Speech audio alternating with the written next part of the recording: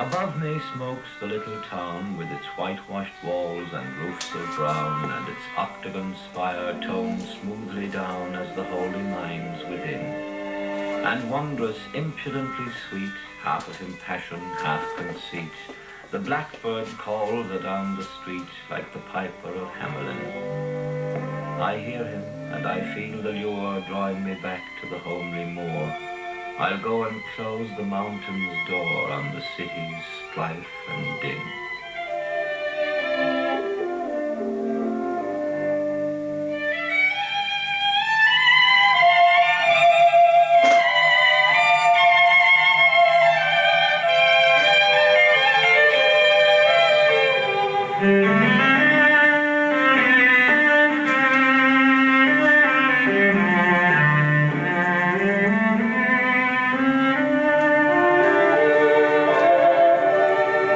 Battle of Ypres here in Belgium began early on a Tuesday morning, the 31st of July 1917. One of the casualties of that day was the poet Francis Ledwidge, a lance corporal in the 1st Battalion, the Royal Inniskilling Fusiliers. His death was almost accidental. His battalion and the 29th Division to which it belonged were in reserve, just behind the front line to the north of the town of Ypres. Lance Corporal Ledwidge and a dozen or so other men were on a fatigue party. A stray shell fell among them, and Francis Ledwidge and 6 of the men with him were killed instantly. It was a strange and irrational death for an Irish poet whose last poems were written in a passion of sorrow for the men of the Easter Rising. What was it that brought him to this Belgian town, to die in what Irish patriots were calling England's war? Not love of England, certainly not that, nor hatred of Germany, and above all things not love of war. He was a poet of green fields and hedges, of birds singing, not of this. But then, in 1914, when it began, who knew what it would become? By the time he died, a month short of his 30th birthday, Francis Ledwidge had had 3 bitter years of learning about war. And here is another contradiction in his life. Nothing, not a line, not a word in all the poems that he wrote during those years reflects anything of war. Out of the most cruel battles that men have ever fought, he wrote of the countryside of County Meath, of summer and gentleness, and the wind blowing like cat's paws across a field of corn.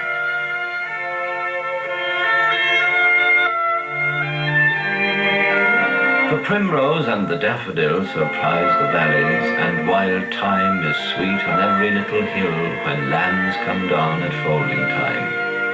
In every wild place now is heard the magpie's noisy house, and through the mingled tunes of many a bird, the ruffled wood dove's gentle coo.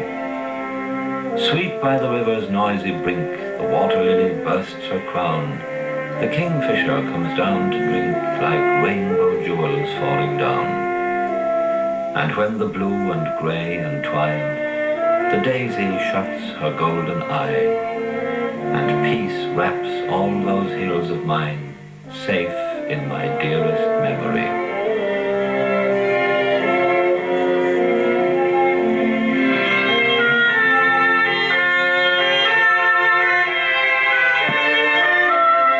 The wellspring of all his poetry, the grey, quiet village of Slane in County Meath, where he was born in this cottage in August 1887, the 7th child of a farm labourer and a servant girl.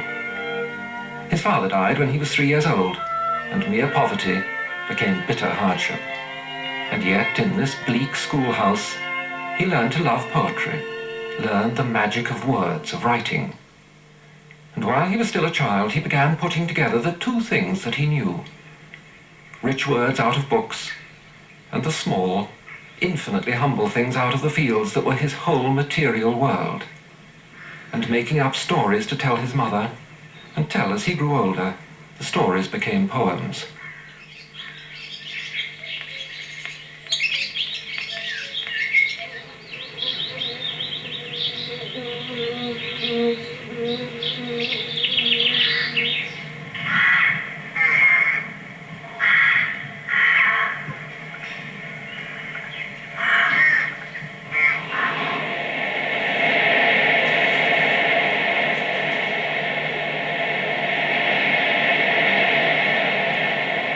And I, who am a thought of God's, now long forgotten in his mind, and desolate with other dreams long over, as a gate singing upon the wind the anvil song, sang of the spring when first he dreamt of me in that old town, all hills and signs that creak.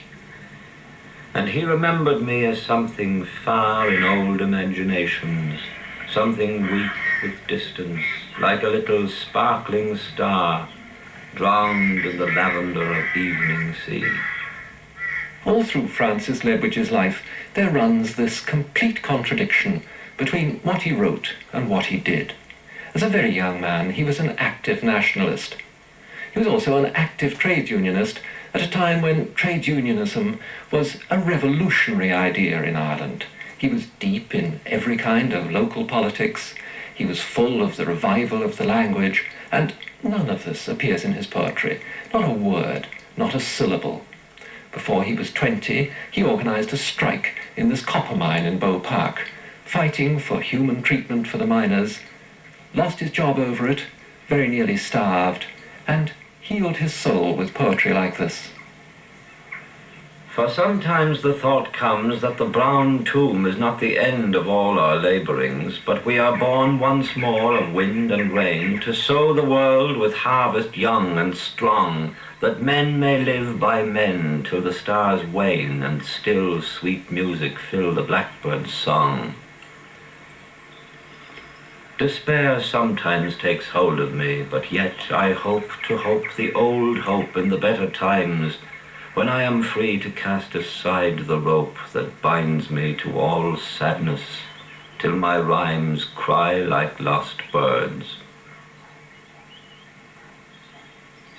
That poetry out of this simplicity, this poverty, a simplicity of life that today it is almost impossible to imagine. It seems to come like birdsong out of a winter tree. There is no bird, no hiding place for a bird, and yet there is singing. This house, this school, this poet. How? Why? Part of the answer lies in this photograph of the printers of the Irish Peasant, a nationalist patriotic weekly. One of the printers, Matt Maguna, lived near Slane and became Francis Ledwidge's closest friend, and one of the firm anchors of his life. A poet, more than any man, depends on friendship. He may live without bread, but he cannot live very long without some kind of encouragement, someone who will listen or talk of strange and wonderful things. Matt Maguna had all these qualities. He lived in a house that still seems built for poetry and deep reflective talk.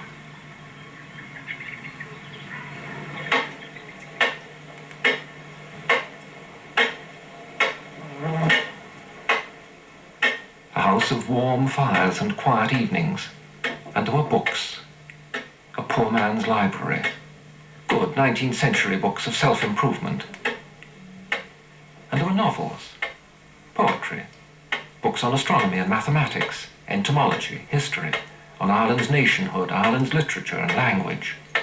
And there was music. Matt Maguna was the great musician of the neighbourhood.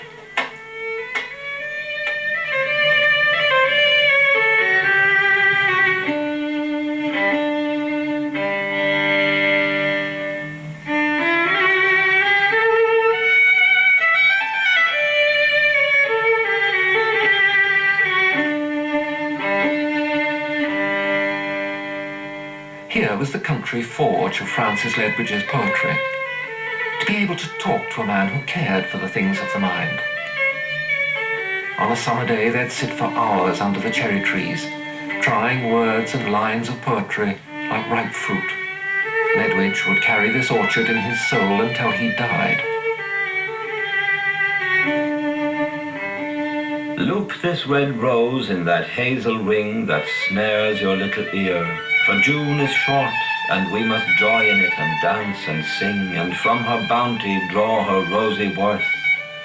Aye, soon the swallows will be flying south, the wind wheel north to gather in the snow. Even the roses spilt on youth's red mouth will soon blow down the road all roses go.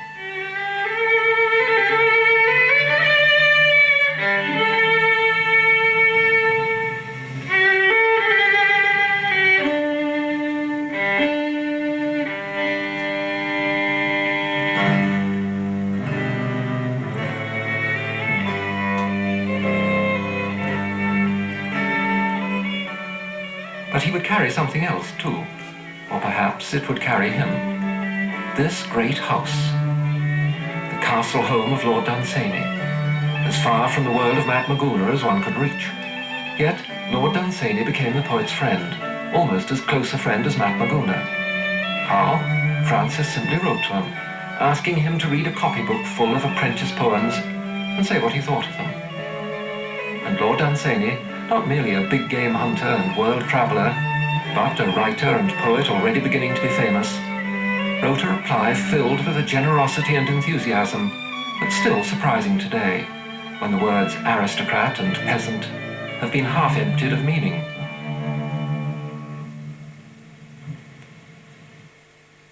I was astonished by the brilliance of that eye that had looked at the fields of Meath and seen there all the simple birds and flowers, with a vividness that made those pages like a magnifying glass, through which one looked at familiar things seen thus for the first time. I wrote to him greeting him as a true poet, which indeed he was, and his gratitude for that was intense, though quite undeserved. For the lark owes nothing to us for knowing that he is a lark. This is already remarkable enough. But that first approach, that parcel of amateur poems, resulted in more than patronage, which any rich man can give if he wants to. It also resulted in a genuine friendship, so that Francis Ledwidge became as much at home and as much at ease in Lord Dunsany's study as he ever was in Matty Maguna's kitchen. And they must have talked about very much the same things. When Francis had a new poem, he brought it here, and he and Lord Dunsany would talk about it all night long. Francis Ledwidge's old creaking bicycle became as familiar up this drive as the Lord's own new motor car, or the Dowager Lady Dunsany's pony and trap.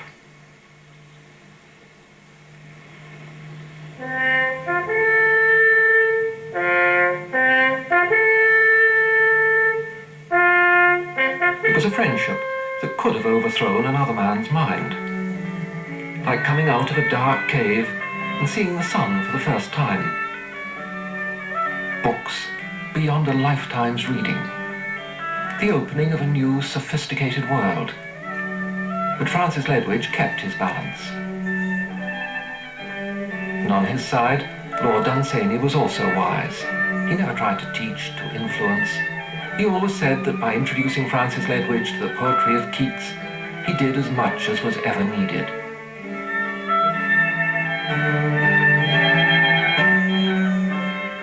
But he also introduced him to living writers, to George Moore, Joseph Plunkett, Thomas MacDonagh, and to Yeats. You can see Yeats's influence even in this photograph of the new Ledwidge of the Dublin drawing rooms. Lord Dunsany had recommended him to London editors, who gave £1 a line for verse to Mr. Yeats or Mr. Ledwidge, until he could half believe that this new world was really accepting him, that one day soon it would be his.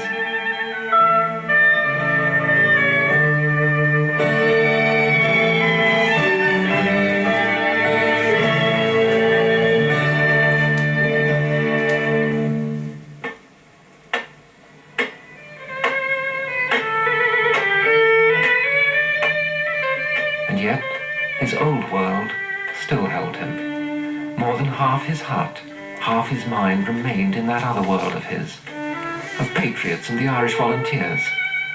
But the time was coming when he would have to choose.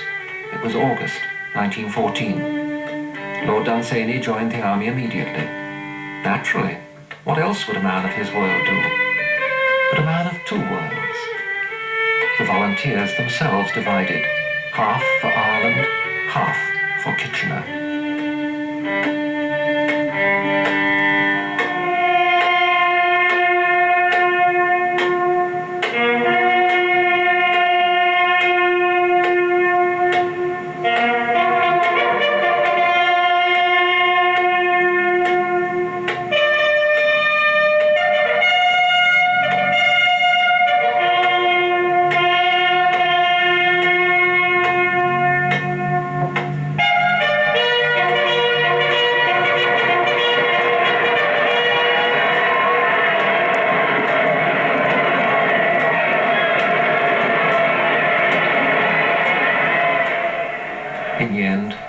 which followed Lord Dunsany into the British Army. Why? Gratitude? A kind of loyalty? Dunsany never urged him to follow, that at least is certain.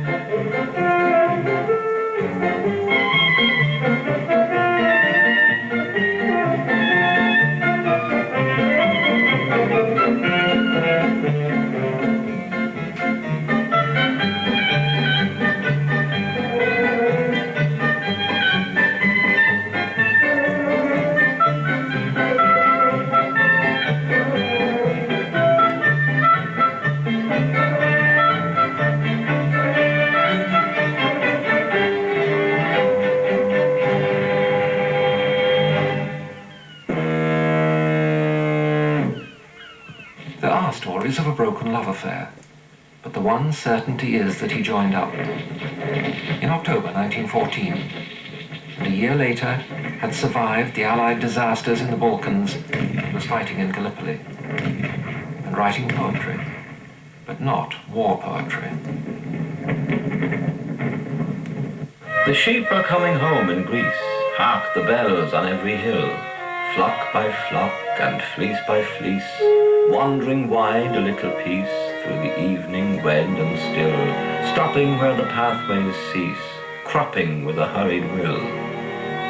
Through the cotton bushes low, merry boys with shouldered crooks close them in a single row, shout among them as they go, with one bell ring o'er the brooks. Such delight you never know, reading it from gilded books. And yet he was a good soldier, promoted to corporal. Only the books that he always carried said, "Here is a strange kind of corporal." Even officers were not much given to reading books, much less writing them. A wound brought him to hospital in Egypt, and then to convalescence in England and leave with one of his brothers in Manchester. And in spite of the dark, wartime streets, Ireland must suddenly have been very close.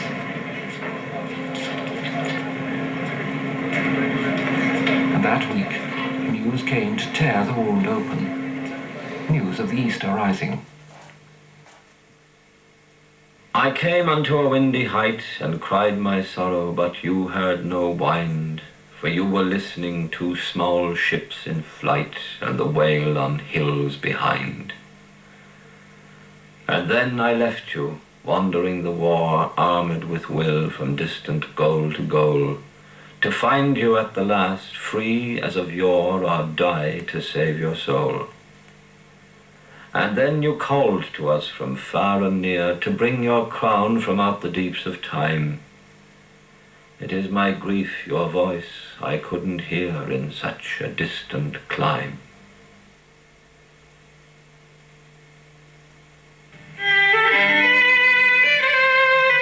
It was November before he got home leave in Ireland, to walk in the Boyne Valley by the river, through the blanched winter meadows, and dream of how the flowers would look in spring and summer.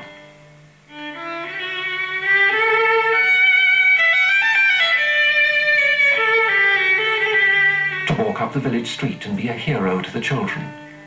To greet the neighbours, show his uniform. And all of this for the last time. And all of it with the bitter thought of the Easter rising like a shadow in the background. But in the foreground, there was only sunlight, lying like poet's gold on the village street, on the soft hills. And he seems to have spent those days like a man gathering all his treasures for a long journey. How the fields looked, and the grey, familiar houses, his own garden, his own familiar window, and the neighbours eager to hear about the war, while his mind ached for peace. When he could, he went over to see Mac Maguna. Here at last he could talk heart to mind, know that he was understood.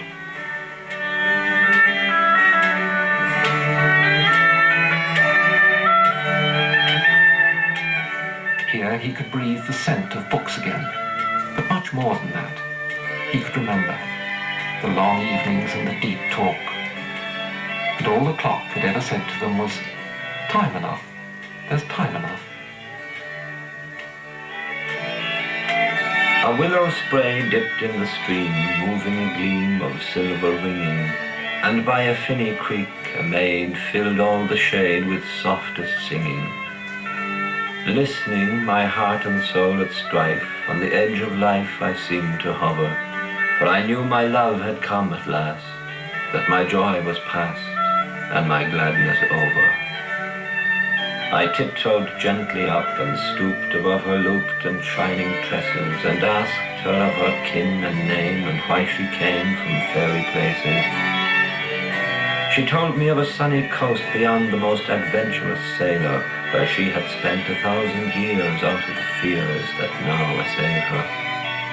Nor autumn with her brown line marks the time of larks, the length of roses, but song-time there is over never, nor flower-time ever, ever closes. And when the thin moon lowly sinks through cloudy chinks, a silver glory lingers upon the left of night, till dawn delights the meadows hoary. The squirrel leaves her dusty house, and in the boughs makes fearless gambol, and falling down in fire drops red, the fruit is shed from every bramble.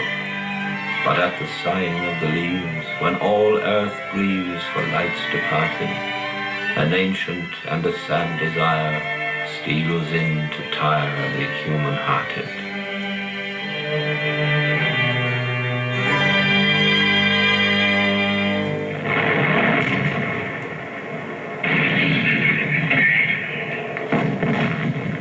The whole world was tired, weary to death of killing. But it still continued. The trenches drew in men like the mouths of butchers' mincers, and ground out their corpses by the million.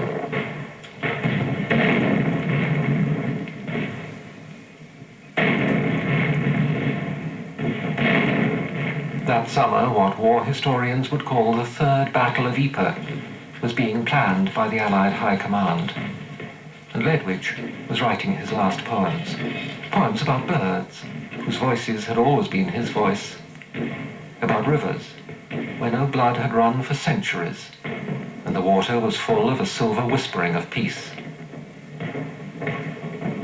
He dreamed of quiet fields, and wrote down his dreams in poetry as if he was crying, "Listen, listen, this is reality, this is God's glory, not death in battle."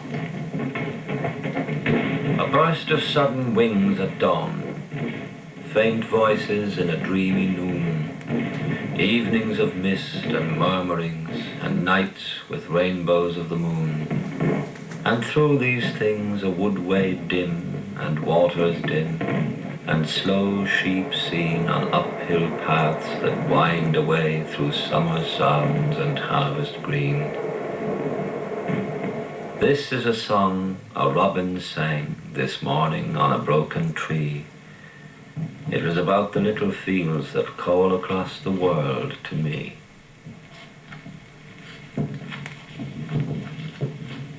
The true mocking ugliness of this contrast between a poet's vision of home and the war that the politicians had created and could not bring to any kind of end, the true mockery was that all the politicians, all the leaders were on the poet's side. They all believed in peace. If they had known about it, they would have been sorry for his death, as they were sorry for the buildings that the guns destroyed. Even the generals regretted them. But what can one do? One has to save them from the enemy.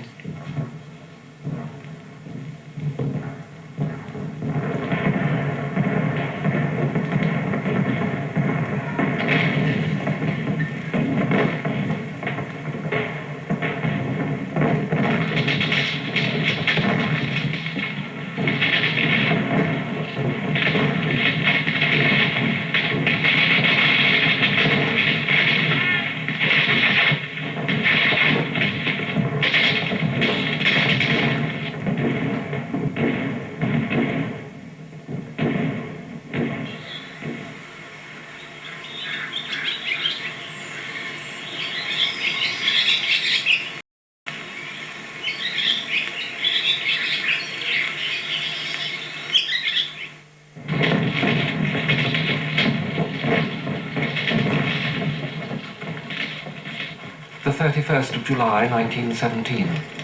Dawn. The 1st Battalion, Royal Enniskilling Fusiliers, Ledwidge's battalion in reserve, waited to be thrown into the attack.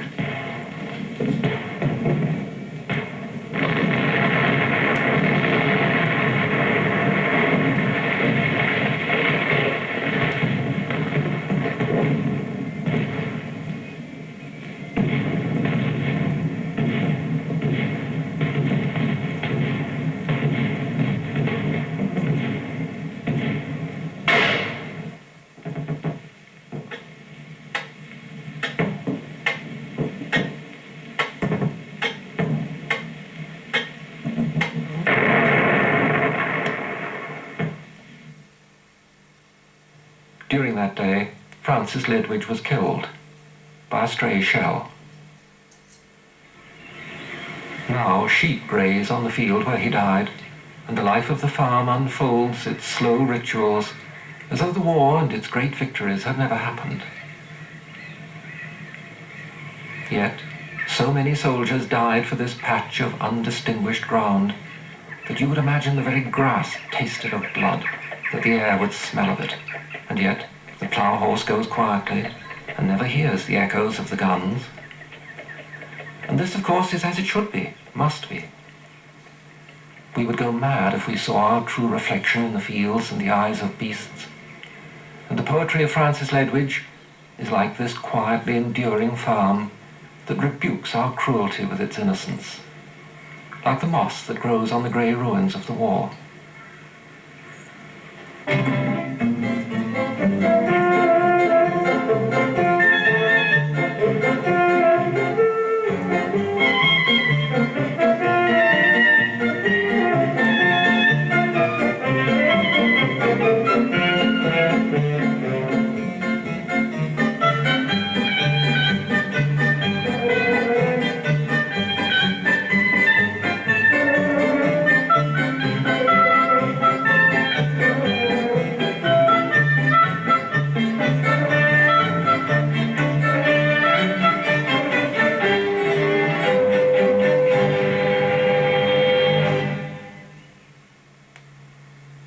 Somewhere is music from the linnet's bills, and through the sunny flowers the bee wings drone, and white bells of convolvulus on hills of quiet May make silent ringing, blown hither and thither by the wind of showers. And somewhere all the wandering birds have flown, and the brown breath of autumn chills the flowers. But where are all the loves of long ago? O little twilight ship blown up the tide, where are the faces laughing in the glow of morning years, the lost ones scattered wide? Give me your hand, O brother, let us go crying about the dark for those who died.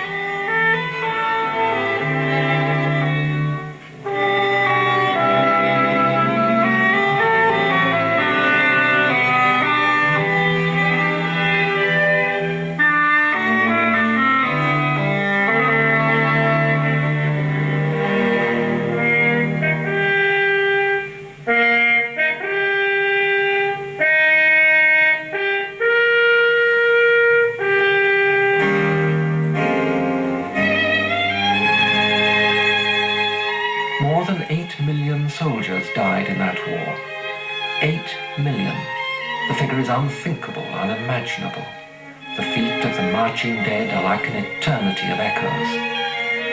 8,535,315 men and women killed and died in those 4 years. And one of them came from the village of Slane in County Meath and died for what? The peace and happiness and glory of mankind? He lies here unanswering, but his poetry still lives and speaks of happiness and peace and the true glory of mankind.